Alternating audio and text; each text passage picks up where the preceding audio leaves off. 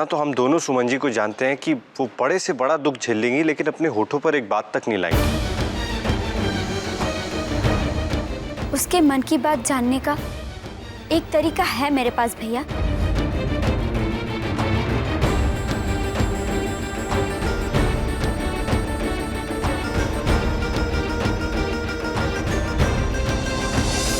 मैं उस रास्ते का दरवाजा खोलकर आई हूं भैया।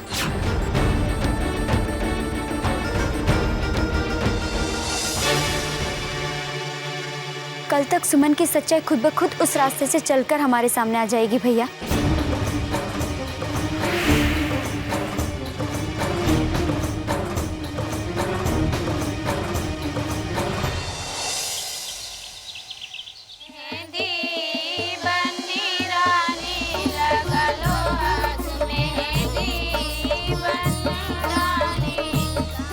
लो, मेरी बहू आ गई।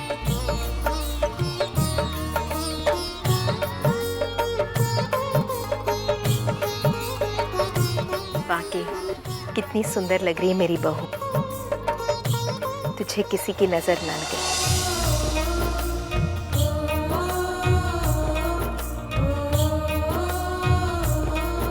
बैठो बेटा।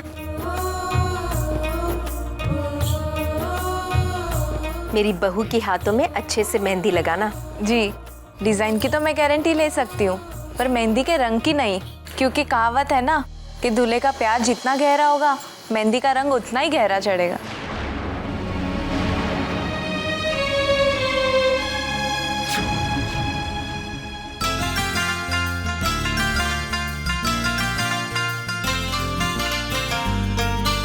अरे नंदिनी, क्या हुआ?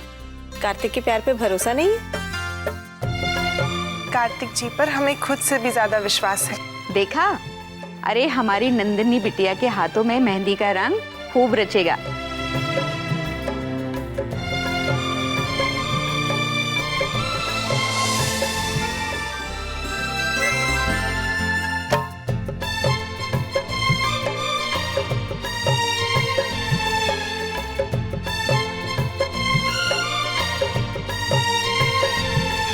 बहुत अच्छी डिजाइन बनाई है मेहंदी की।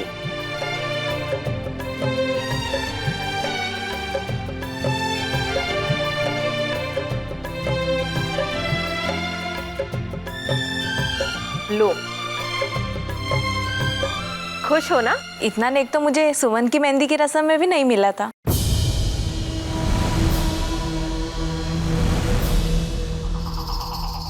सुमन सुमन सुमन, अपना बकबक बंद करोगी या नहीं? माफ करना ठाकुराइन, मुझे नहीं पता था कि सुमन का नाम लेते ही आप नाराज हो जाओगे। कादम्बरी जी, सुमन ने आप लोगों को बिना बताए इतनी बड़ी उम्र वाले आदमी से शादी क्यों कर ली? भाभी से क्यों पूछ रही हो? जिसने शादी की है उससे जाकर पूछो ना। आज उसने शादी की है, कल कोई दूसरा नाक कटाने वाला काम करेगी तो आकर भाभी से पूछते रहोगी क्या? खबरदार जो आज के बाद सुमन का नाम तक लिया इस घर में तो। देखिए, अब इन बातों से हमें कोई मतलब नहीं है। सुमन ने जो भी फैसला किया है सोच समझ के किया है, और हम सब उसके साथ हैं।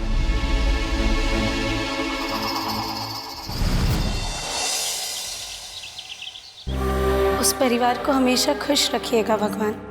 उस घर को सुख, शांति, प्रेम और आनंद से भर दीजिएगा। उस घर के लोग हमेशा खुशहाल रहें। कभी भी दुख के बादल उस घर के ऊपर नहीं मंडराए। और हमें अगले जन्म में ऐसे परिवार में ही जन्म दीजिएगा भगवान। हमें अपने इस जन्म के लिए भी आपसे कोई शिकायत नहीं है। हम आपको वचन देते हैं, प्रभु जी के परिवार की जो जिम्मेदारी हमने अपने कंधों पर ली है उसे हम पूरी निष्ठा से निभाएंगे।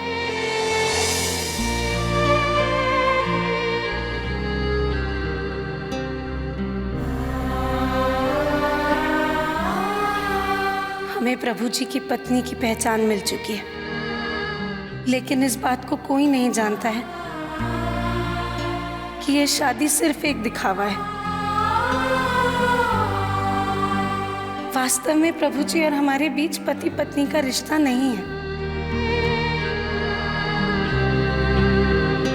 काश ऐसा नाटक हमें नहीं करना पड़ता। लेकिन हम और कर भी क्या सकते थे। इसके अलावा कार्तिक जी को खुद से दूर करने का रास्ता कहाँ था हमारे पास।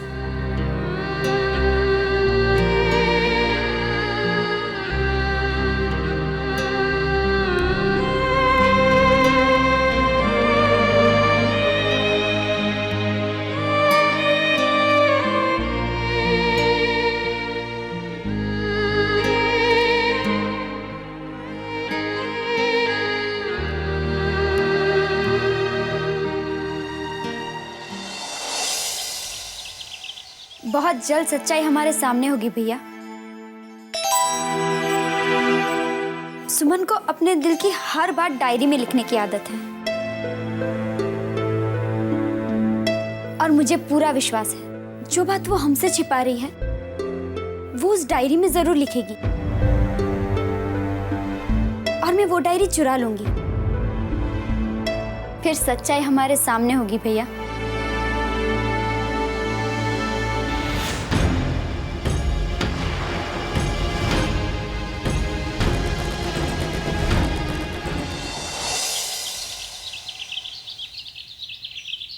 मुहूर्त ठीक से देख लिया था ना, सब कुछ सकुशल निपट जाएगा ना।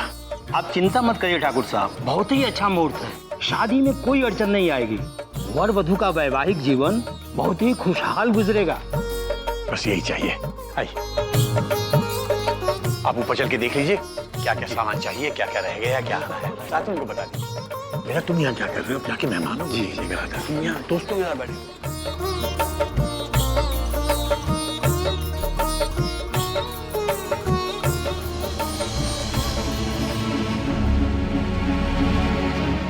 माँ, हाँ बेटा, अब हमें मंदिर जाना है। बेटा आज तुम्हारी शादी है और शादी के दिन दूल्हा दुल्हन अकेले घर से बाहर नहीं जाते। अब दीदी बिल्कुल ठीक कह रही है बेटा, तुम पूजा घर में ही कर लो। माँ, हमने देवी माँ से मन्नत मांगी है, जाना जरूरी है। ठीक है, जल्दी से वापस आ जाना। हाँ जी। दीदी, बाकी का काम देख लेती हूँ। हाँ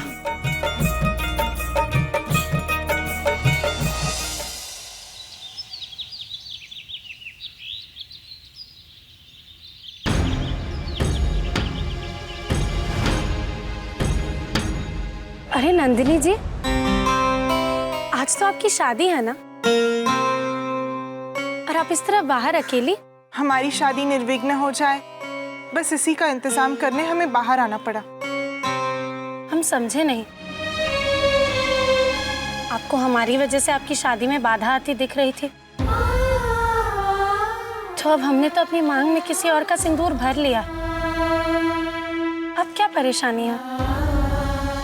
हम खुश हैं नंदिनी जी। आप खुश? इस बात का यकीन कार्तिक जी और कंचन को नहीं है।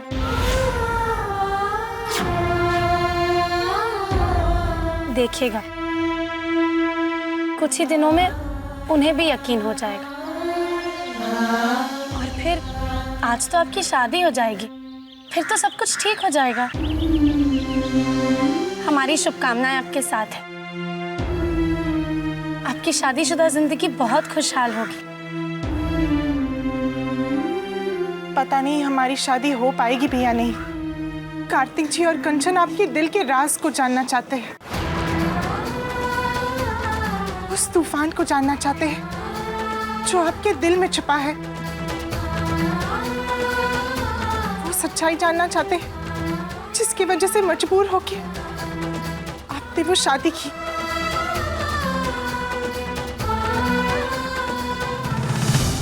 और सुमन, अगर उन्हें सच्चाई का पता चल गया तो कार्तिक जी से हमारी शादी कभी नहीं होगी। आप निश्चिंत रहिए नंदिनी जी, वो दोनों ये सच्चाई कभी नहीं जान पाएंगे। हमारे दिल की बात हमारे जुबान पर कभी नहीं आएगी। हम जानते हैं सुमन कि आपके दिल की बात आपकी जुबान पर कभी नहीं आएगी, लेकिन अगर आपके दिल की बात डायरी पर छप जाए तो? आप कहना क्या चाहती हैं? कंचन ने प्लान बनाकर जानबूझकर आपको वो डायरी दी है उसमें आप अपनी दिल की सारी बातें लिख लें और फिर डायरी चुराकर वो आपकी दिल की सारी सच्चाई जान ले।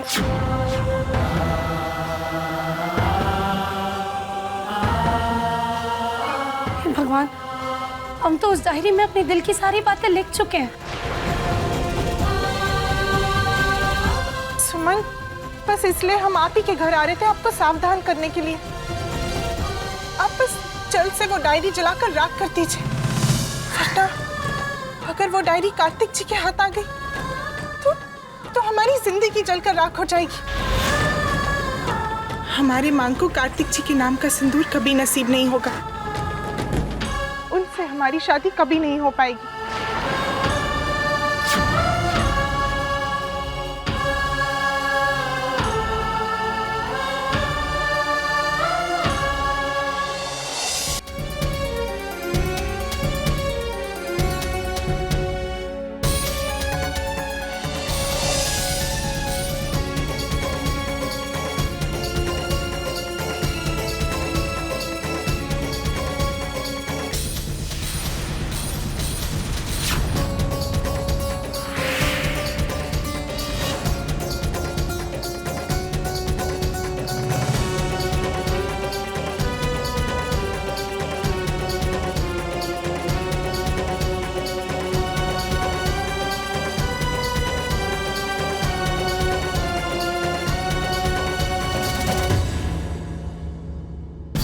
हे भगवान, हमारी डायरी कहाँ चली गई? कहीं कहीं कंचन के हाथ तो नहीं लग गई ना हमारी डायरी? ऐसा अनर्थ मत होने दीजिएगा भगवान, नहीं तो हमारा सारा बलिदान बेकार हो जाएगा। बहू,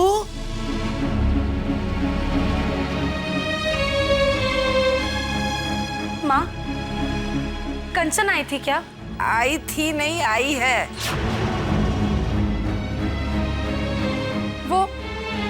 वो हमारे कमरे में तो नहीं आई थी ना? अभी अभी आई है और बाहर है। लेकिन तुम इतनी परेशान क्यों हो? वो कुछ नहीं। तो चलो ना, चलकर कंचन से मिल लो। जी, आप चलिए, हम 2 मिनट में आते हैं। आ जाओ। कहाँ जा सकती है डायरी?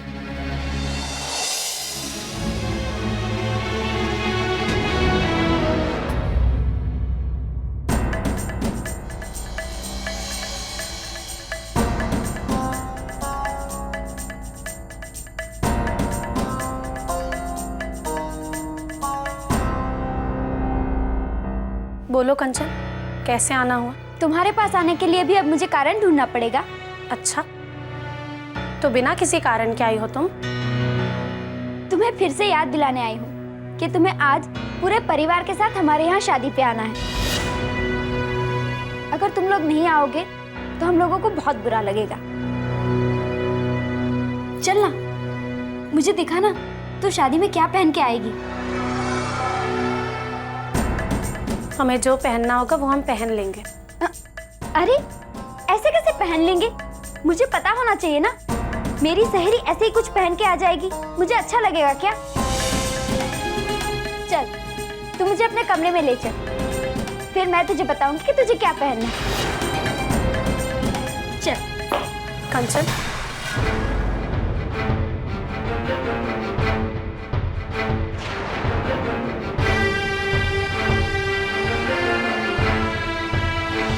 हमारे कपड़े देखना चाहती हो या ये देखना चाहती हो कि हमने डायरी में क्या लिखा है? ये क्या कह रही हो सुमन? मैं तो तुम्हारे कपड़े ही देखना चाहती हूँ। तुम्हारे मन में ऐसी बात क्यों आई? हम इतने बेवकूफ नहीं हैं कंचन कि तुम्हारी मन की बातें नहीं पढ़ सके। तुमने हमें वो डायरी इसीलिए दी ना ताकि हम अपनी दिल की सारी बात उसमें लिख दें और फिर तुम उसे पढ़ लो। नहीं सुमन, ऐसी कोई बात नहीं। बस करो कंचन, हमें तुमसे ऐसी उम्मीद नहीं थी।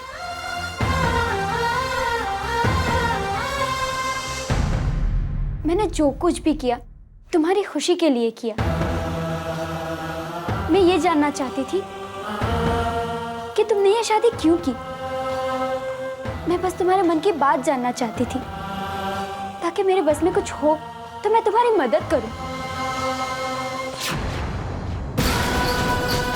हमारी निजी जिंदगी में ताकजात करना बंद कर दो कंचन।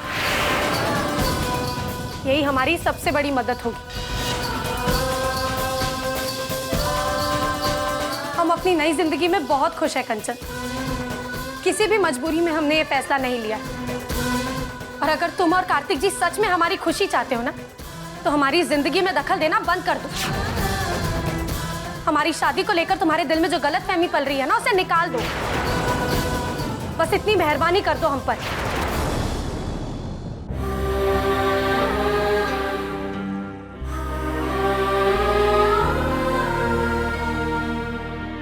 कंचन, अगर हमारी वजह से तुम्हारा दिल दुखा होगा तो हमें माफ कर दो कंचन, लेकिन हमें समझने की कोशिश करो। हमारी नई नई गृहस्थी शुरू हुई है, और अगर तुम लोग ऐसी बातें करते रहोगे तो ये बातें शायद प्रभु जी के मन में घर कर जाए, और फिर उन्हें भी लगेगा कि हमने किसी मजबूरी में आकर ये शादी की। अगर ऐसा हुआ तो हमारी इस जिंदगी में भी जहर घुल जाएगा कंचन। नाराज मत होना कंचन, तुम हमारी मजबूरी समझ रही हो ना। मैं नाराज नहीं हूँ सुमन, बस अफसोस सिर्फ इस बात का है कि मैं तुम्हारी कोई मदद नहीं कर पा रही हूँ। मुझे पूरा विश्वास है तुम इस शादी से खुश नहीं हो। मैं चलती हूँ।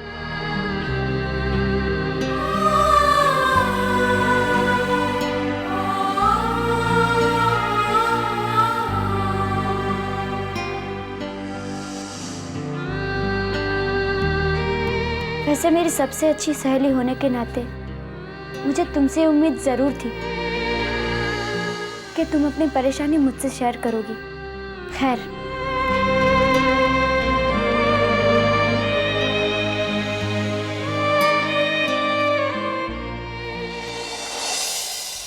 अगर वो डायरी कंचन के हाथ लग जाती तो पता नहीं क्या होता आज। लेकिन वो डायरी कंचन के हाथ नहीं लगी है तो चली कहाँ गई? हमें डायरी कैसे भी ढूंढनी होगी। डायरी किसी के भी हाथ लगी तो अनर्थ हो जाएगा। तू बार बार अपना बस्ता क्यों छुपा रही है? तुमसे कोई मतलब? वहाँ तेरे बस्ते में क्या है? अरे कुछ